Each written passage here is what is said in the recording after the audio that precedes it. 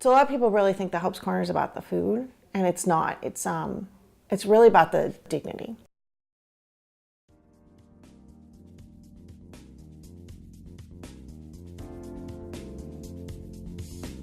There really was a void in the community as far as a hot meal program.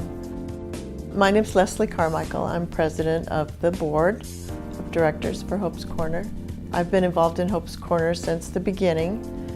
We spent about 9 months before we started operating, exploring the needs in the community and meeting with other service agencies. Hope's Corner is its own identity. It's its own company now. So, but we're affiliated through support through Los Altos Methodist Church and Trinity Methodist Church here in Mountain View. Hope's Corner started serving hot meals in September 2011.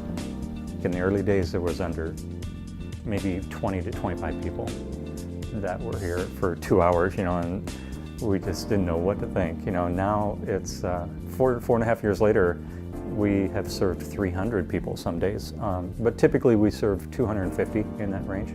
Obviously it was like, oh, this is Hope's Corner. I mean, this is what people need. The name really is from the streets. It's at the corner of Hope and Mercy. It was obvious, and it was like, how great, it's just meant to be. The process really starts kind of on Friday morning. It goes on all the time, but the real activity begins, I think, on Friday morning. So that's when, Friday is when we begin collecting all of the food from all of these different locations. Now we have a caterer out of Campbell. He is a professional caterer, and he has companies, like startup companies and little groups that he makes 1,000 meals a day. On Friday, we get to go over and pick and choose all these trays of things that are available that would get thrown away by the weekend. There are a lot of frequent volunteers. I mean, there's certainly, there are people who are kind of mainstays, who are there week after week, who keep things running. Everyone is a volunteer. There's no one paid. And so, these are people who really treat it like their job. It's a well-oiled machine right now, so it works so beautifully. And then to have great volunteers show up is amazing. We couldn't do it without the volunteers. Now with the growth of the clients situation, we have to have 15 to 20 volunteers from between 7 and 10 as well. So a lot of volunteers, a lot of coordination. We can serve them, usually by 7:30 we can let them in. People, can get their coffee and tea or hot chocolate and sit down. People come in, they have opportunity to put on a name tag. We don't require it, but we like to be able to greet people with their name, so that's encouraged. As far as the clients, it's good for them to know who we are, and they can feel comfortable, opening up to us and talking to us and see what their needs are. They come down the buffet line, get their food. We have, a variety of hot food as well as cereal and yogurt and juice. On their way out, there's a table of food that they can take with them. We get bakery products donated from Safeway, so there's that and canned goods from Second Harvest, and then the bag lunch, and then they can take that on their way. The first thing that I saw was the magnitude, the amount of people here. I didn't realize the amount of homeless that we have. I've been coming to Hope's Corner now, that's about 3 years ago. Probably like 4 years ago that I learned about it. And I think some other homeless person told me about it. The latest number was around 7,500 people who are homeless in Santa Clara County. So there's so many people that don't even know about us, It's easy to not see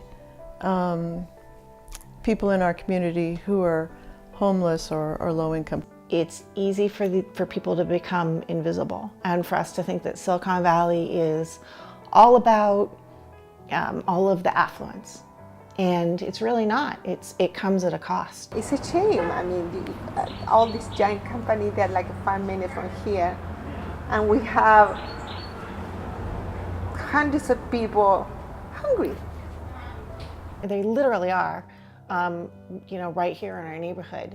Once we began to be active with Hope's Corner, we began to see these people, they work here, they live here. Some of them are on the streets, but some of them, are people who are waiting at us in local businesses. So they really are our neighbors. First impression was that it looks like there's people of varied incomes and things. Some people seem to need it a lot more than others. But you don't know everyone's situation. You just don't know. We have a significant number of people who are homeless. We have a lot of people who live in their cars. People are coming from Redwood City and San Jose to have breakfast with us. They're homeless, but they don't have a place to stay, so they don't have a bathroom either. The income inequality just continues to grow as the expenses become higher and higher. I mean, the rent is ridiculous. It's unreal, So I don't ever see myself getting off the streets because the town got too expensive, For people who, are living on fixed income, so we see a lot of retirees who are food insecure, or for people who have minimum wage jobs, it's practically impossible to be able to afford rent. I go to the Mountain View Senior Center, and there was a person there who told me about it. And I thought it was a good idea because I helped take care of my sister who is 93 years old. So they take advantage of what we do, which is fine. That's why we're here, We're here to serve the hungry.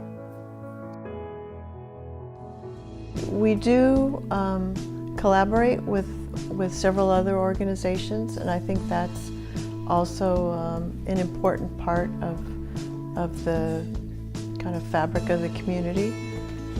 So we work with, of course, the Community Services Agency, the Day Workers Center, Second Harvest, and the Bicycle Exchange. Those that are on the street can't go somewhere to take a shower and clean up. I mean, it's not like, when you're in your house, you just get up and go, okay, I'm gonna go just take a shower.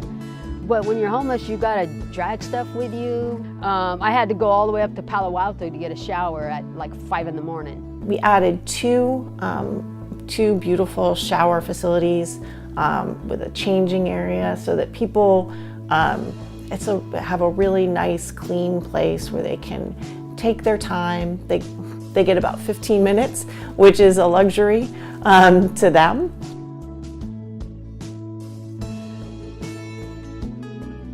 So people just come that day to the sign-in table and sign up for one of the time slots, and then they're called when their time's available. We have about 25 people who take a shower here on Saturday morning. It's just been really well. I mean, that's been so received. It's so needed. Like when you're trying to job hunt, or if you get a job, trying to groom yourself to go to work so you don't look like you're a homeless person. Because all the jobs I ever had, they had no clue I was living in my car. When they come in afterwards, they're just, you say, how was your day? And they go, I got to have a shower today. I think there's a misconception about, what you should expect when you come to Hope's Corner. And we picture it, we would obviously know that these are homeless people or that these are people who don't have enough to eat. But the truth of the matter is we don't. They're just people. Everybody thinks homeless is all the extreme stuff. I think the major misconception people have is that that these are people who aren't working, who are lazy, who through some fault of their own have found themselves in this situation.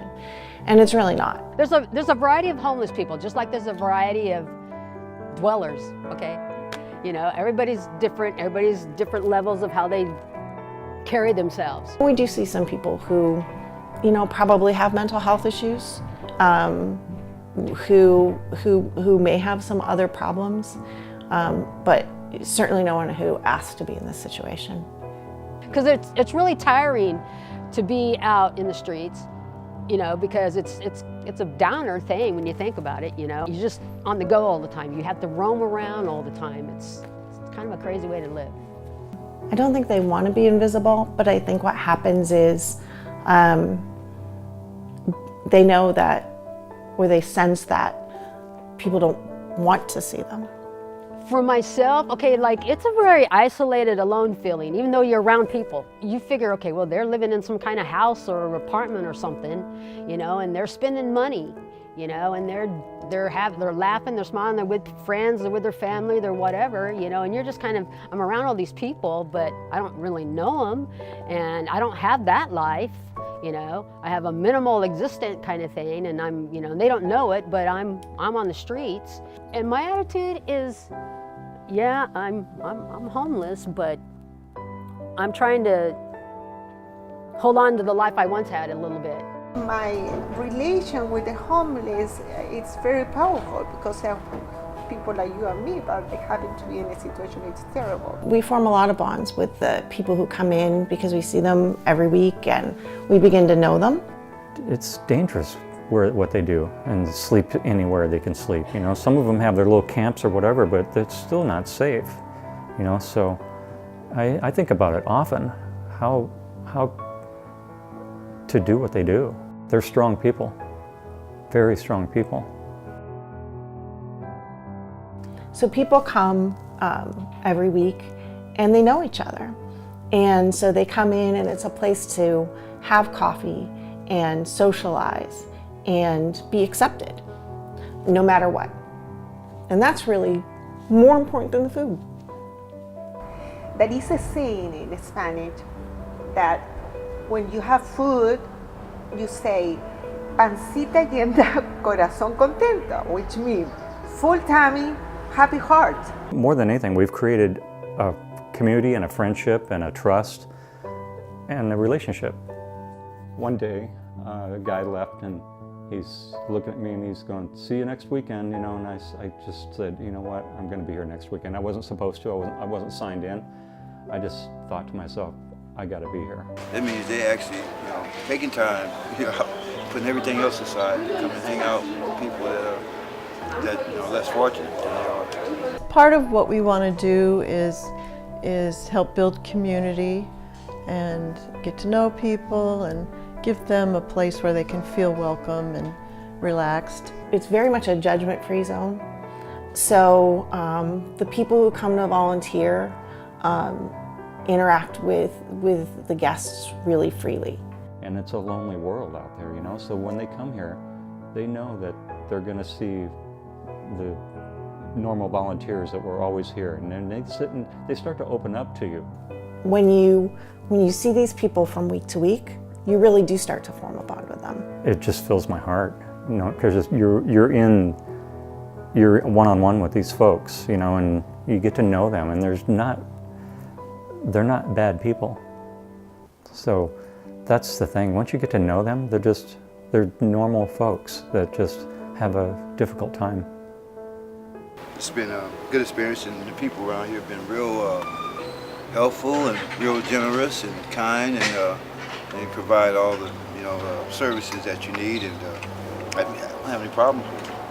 We do want to be able to give people some hope that, you know, they can improve their situation, and that they are valued members of the community. It's helped me personally get through tough times, you know, and I think that's what we do here for these folks. They're going through tough times. I lost my wife 10 years ago to ovarian cancer, and we were together for 25 years, so she was my best friend. I was empty and I was heartbroken, and I couldn't get out of it. It fills my heart to help others, you know, that got me through my pain and my grief. When people see, they help. When volunteers come and they see how much of a difference it makes to people, then that helps them to understand why they should give. And it's a great experience. Once you come and see what's going on, you kind of go, wow, I could do that again. That was fun, you know. People can help out according to their comfort level. You know, if you're not comfortable, you know, helping out at the showers or, you know, handing out food, you know, can you help wash dishes? Can you help put the lunches together? Can you help cook on a Friday night? You know, if you don't like to get up to be here at 7 a.m. on a Saturday, can you show up at 9? All of that helps.